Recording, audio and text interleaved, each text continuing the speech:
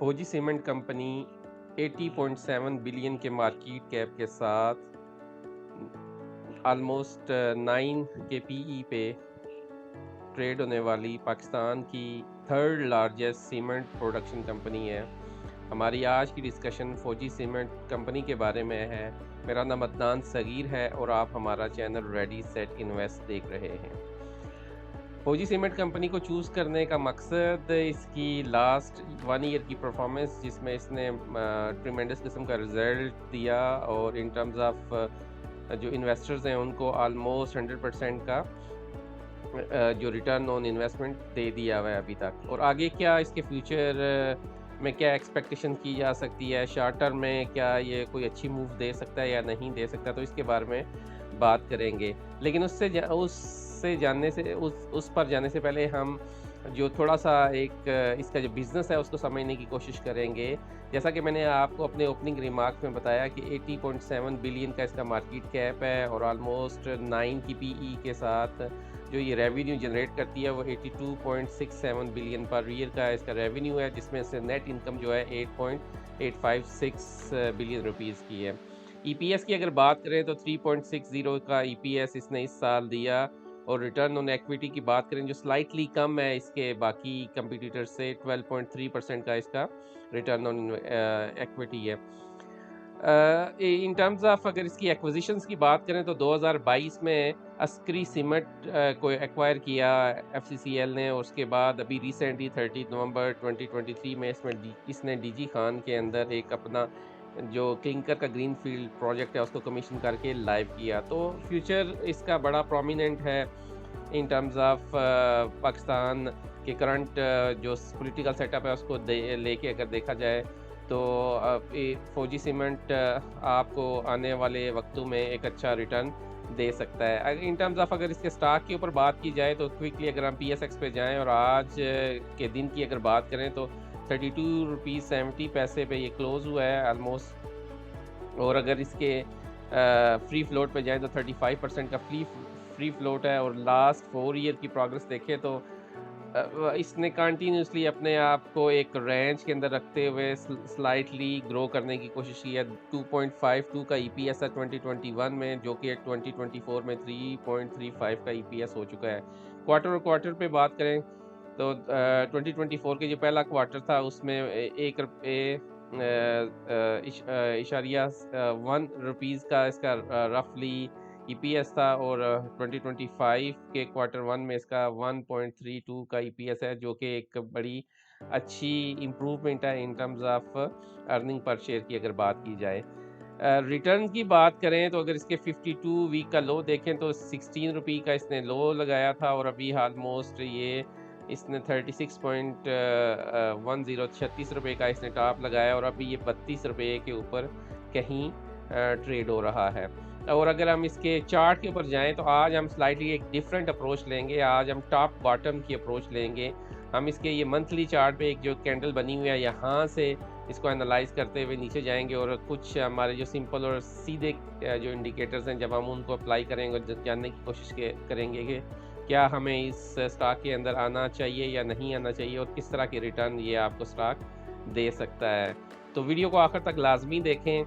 इस top down approach को लेते हुए अगर ये जो आपकी फर्स्ट कैंडल है इसको अगर हम देखें तो वीकली के ऊपर ये 4 कैंडल्स हैं आपको नज़र आ रही हैं। यहाँ ये कंसोलिडेशन कर रहा है एक रेंज के अंदर। इसने अपना ये हाई जो था वो 36 रुपये का लगाया और उसके बाद ये 32 के अराउंड घूम रहा है। और अगर हम इसके डेली के चार्ट के ऊपर आएँ तो डेली के चार्ट के ऊपर आप देख रहे हैं कि ये एक फाउंडेशन बनाता हुआ डिस्ट्रीब्यूट कर रहा है, कंसोलिडेशन का फेज़ चल रहा है। तो एक चीज़ अगर आप नोटिस कीजिएगा, अभी यहाँ से हम नीचे जाएंगे मज़ीद। अगर हम इसके 1 आवर के चार्ट के ऊपर जाएं तो यहाँ आपको एक स्टोरी नज़र आ रही है कि ये एक मैसिव किस्म की कंसोलिडेशन, ये जो आपको एक कैंडल थी यहाँ ये नज़र आई हुई है मंथली के चार्ट के ऊपर। अगर आप उसको 1 आवर पे देखेंगे तो वो कुछ इस तरह का आपको एक पैटर्न और बिहेवियर नज़र आएगा। अच्छा, अब हमने समझना क्या है इसमें। एक चीज़ आपने हमेशा याद रखनी है कि आपने अपने लेवल्स को डिफ़ाइन करना है, अपनी स्ट्रेटजी को डिफ़ाइन करना है। देन जब वो उन लेवल्स को शेयर ब्रेक करके ऊपर की साइड पे निकलेगा या नीचे की साइड पे निकलेगा, तब आपने उसको शॉर्ट या लॉन्ग उसके अंदर पोजीशन लेनी है। हमारा मसला क्या होता है? हाँ, हमारा मसला ये होता है कि हम यहाँ कहीं फंस जाते हैं शेयर के अंदर, या यहाँ कहीं फंस जाते हैं और फिर वो यहीं ऐसे घुमाता रहता है। और साइकोलॉजिकली आप जब देखते हैं कि बाकी शेयर्स तो ऊपर की तरफ मूव कर रहे हैं और नीचे की तरफ जा रहे हैं, या मतलब वो एक अच्छे रिटर्न बना रहे हैं, आपके जो दोस्त इन्वेस्टर्स हैं, साथी इन्वेस्टर्स हैं, लेकिन आप वहीं फंसे हुए एक शेयर के अंदर, तो इसमें मिस्टेक आपकी अपनी है। आपने स्ट्रेटजी गलत अप्लाई की हुई होती है। सिंपली अगर मैं आपको बताऊं, तो अगर इसका एक लोअर देखें तो यहाँ इसका एक लोअर है 31 रुपये 80 पैसे का, और अगर इसका अपर रेंज देखें इस रेंज में, तो ये 34 रुपये का है।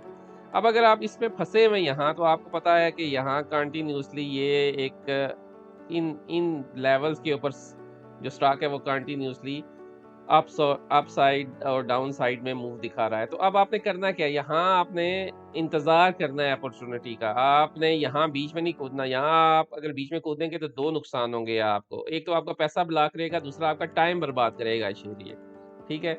जब आप इस तरह के शेयर के अंदर जब, और कीपिंग इन माइंड कि उसने पीछे एक बड़ी एग्रेसिव रैली दे दी हुई है, यानी अगर आप यहाँ से इसने रैली स्टार्ट की है 20 रुपए से, तो आपको 36 रुपए तक तो उसने रैली दे दी है। तो आप क्या चाहते हैं? आपको मज़ीद वो कोई रिटर्न दे।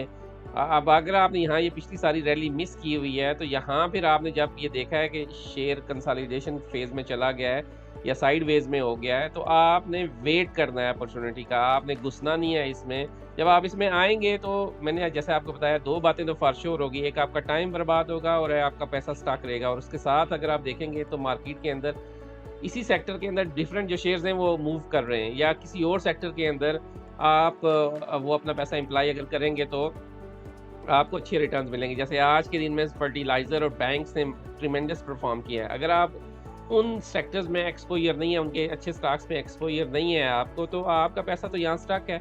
तो आपकी फ्रस्ट्रेशन जो है वो यकीनी होगी कि आप फ्रस्ट्रेट होंगे कि यार मैं क्या कर रहा हूँ, मतलब मेरे रिटर्न्स क्यों नहीं इम्प्रूव हो रहे। तो आपने जो है ना, ये साइडवेज और करेक्शन का पीरियड है, ये अपनी जो ट्रेड्स हैं उसमें से निकालना है जितना जल्दी हो सकता है। तो अब हम करते क्या हैं, जब ये स्टॉक यहाँ आ रहा है, जैसा कि मैं आपको एक्सप्लेन कर रहा हूँ, तो इस एरियाज़ में ये घूम रहा है। तो जब इन एरियाज़ में घूम रहा है, तो आपने इसमें अगर एंट्री ली हुई है, तो फिर आप बैठे हुए हैं। आपको एक जो फ्रस्ट्रेशन है आपकी ना हाई होती जा रही है। तो अब करना क्या है आपने? आप 2 लेवल्स शेयर ने खुद ही आपको बताया, उसने डिफ़ाइन कर दिए हैं। नीचे का भी बता दिया और ऊपर का भी जो है ना, एटलीस्ट फर्स्ट लेवल्स बता दिए हैं आपको ना, ठीक है? तो आपने आपने इंतज़ार करना है। सबसे बड़ी पहली इंपॉर्टेंट बात, अपॉर्चुनिटी का इंतज़ार करना है कि ये शेयर आपको दोनों साइड में अपॉर्चुनिटी देगा। अगर ये इतनी ज़्यादा साइडवेज होने के बाद, डिस्ट्रीब्यूशन करने के बाद, अपने इन लेवल्स को नीचे की तरफ ब्रेक करता है, अच्छे मोमेंटम के साथ नीचे की तरफ ब्रेक करता है, तो आपके पास शॉर्ट करने की अपॉर्चुनिटी मौजूद है। क्यों? क्योंकि जितनी इसने कंसोलिडेशन और डिस्ट्रीब्यूशन यहाँ की और साइडवेज में रहा है, तो फिर इसने ऊपर नहीं जाना, इसने नीचे ही आना। लेकिन जो पिछला ट्रेंड अगर आप देखें, तो वो अप ट्रेंड में है। पीछे अगर आप इसका मंथली का चार्ट देखें, तो इसने रैली यहाँ से स्टार्ट की हुई है और अपने प्रीवियस हाई को भी इसने ब्रेक किया हुआ है मैसिव वॉल्यूम के साथ। तो चांसेस यही हैं कि इसने ऊपर जाना। लेकिन मैं आपको दोनों सिनेरियोज बता रहा हूँ, क्योंकि ये स्टॉक एक्सचेंज मार्केट है, इसमें शेयर दोनों साइड के ऊपर अगर आप मूव ले रहे हैं और दोनों साइड के ऊपर अगर आप इसमें पैसा कमाना चाहते हैं, तो फिर आपको जो अपना विजन है वो थोड़ा-सा बड़ा रखना है। तो जैसा कि मैं बता रहा था आपको कि ये जो लेवल्स है, नीचे का तो हमने डिफाइन कर लिया। आप देखें यहाँ नीचे आया है, यहाँ से इसने काटा नहीं है नीचे की तरफ, ये दोबारा ऊपर गया है। मेरी ये जो अपनी ऑब्जर्वेशन है कि ये मज़ीद 2 टाइम्स और ऐसे करता हुआ इन लेवल्स के पास आएगा दोबारा यहाँ कहीं, और फिर दोबारा एक अप साइड पे लेगा। तो अभी अगर आप देखें, तो इसने जो डाउन ट्रेंड स्टार्ट किया है वो 6 नवंबर को स्टार्ट किया है और आज 22 नवंबर हो चुकी है। तो रफली इसको 15 ट्रेडिंग डेज़ या 14 या 13 टू 14 ट्रेडिंग डेज़ मिले हैं। तो आप इसका वेट करें मज़ीद 2 वीक्स, तो नज़र में रखें, आप इसको अपनी वॉच लिस्ट में रखें, अपने रेडार में रखें। जब ये इन लेवल्स को अच्छे वॉल्यूम्स के साथ, यानी जो पहला ये एक तो आपने एंट्री कब लेनी है, अगर आपने इसमें लेनी है एंट्री, तो एक मैसिव वॉल्यूम के साथ जब ये यहाँ से ऊपर की साइड पे ब्रेक करेगा 33 रुपये 57 पैसे, 33 रुपये 60 पैसे से मैसिव वॉल्यूम के साथ इतनी लंबी जो कंसोलिडेशन के बाद जब ऊपर की तरफ ब्रेक करेगा, तो आपको जो रिटर्न्स है ना, वो पहले ही हाथ में जो रिटर्न आपको उसने देने ना, जो मिनिमम रिटर्न हैं 20 to 30% के रिटर्न वो देगा। उसकी एग्जांपल यहाँ देखें आप, अगर आप इसकी अगर आप मैं इसको यहाँ लेके आ जाऊँ और इस जगह पे ये देखें, यहाँ इसने एक कंसोलिडेशन की और एक चीज़ आप नोटिस करें कि RSI यहाँ नीचे की साइड के ऊपर नहीं गई, बल्कि और इधर देखेंगे तो यहाँ इस 50 से नीचे RSI चली गई है। ये एक स्लाइड डिफरेंस था। अब ये देखें यहाँ price wise sorry time wise stock ने करेक्शन की और जब यहाँ से ये निकला 29 रुपये से सीधा ये जाके 36-34 रुपये पे रुका है।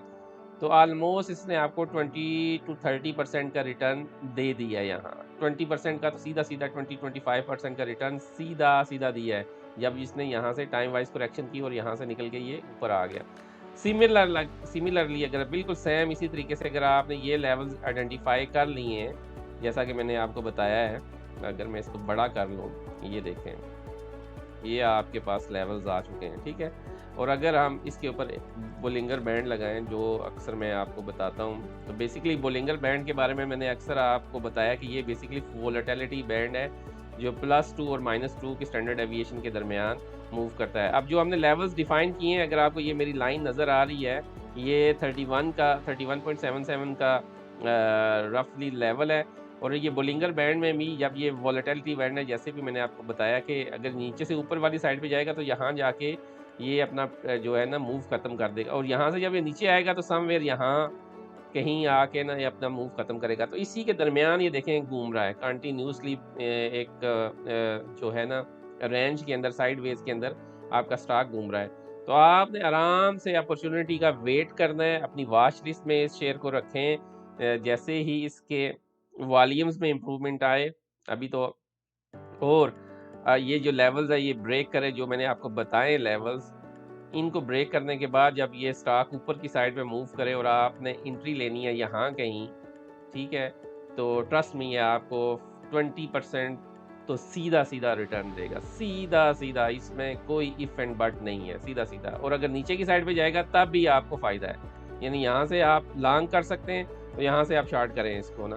तो हर दो सूरतों में आपको ना इसमें आपके पास अपॉर्चुनिटी मौजूद है जब ये इन लेवल्स को ब्रेक करेगा नीचे की साइड पे तब भी, और अगर ये ऊपर वाली साइड पे करेगा तब भी।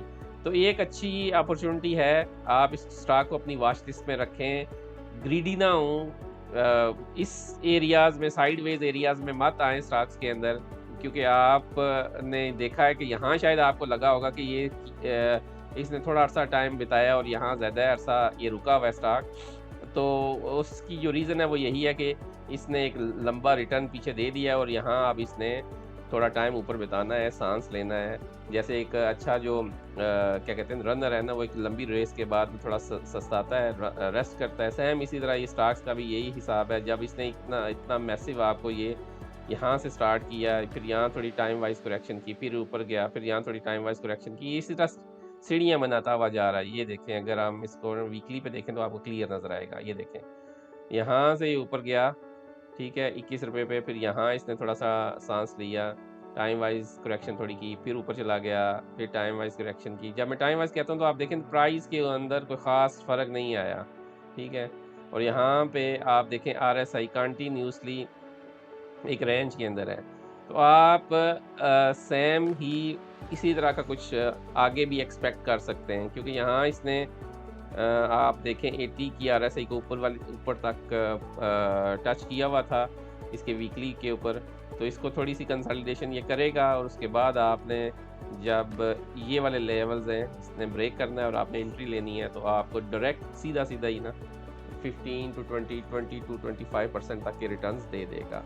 वंस अगेन कोई बाय और कोई सेल की कॉल नहीं है, रिस्क आपका अपना है, रिवार्ड्स आपके अपने हैं। मैं आपको अपनी एक जो लर्निंग है वो आपके साथ शेयर कर रहा हूँ। उसका फ़ायदा मुझे क्या हो रहा है, उसका फ़ायदा ये हो रहा है कि मेरी जो एनालिसिस करने की स्किल है वो भी आस्ता इम्प्रूव हो रही है और मेरा जो नॉलेज है वो भी आप तक पहुँच रहा है और मैं आपके फीडबैक से मज़ीद अपने आप को भी इम्प्रूव कर रहा हूँ।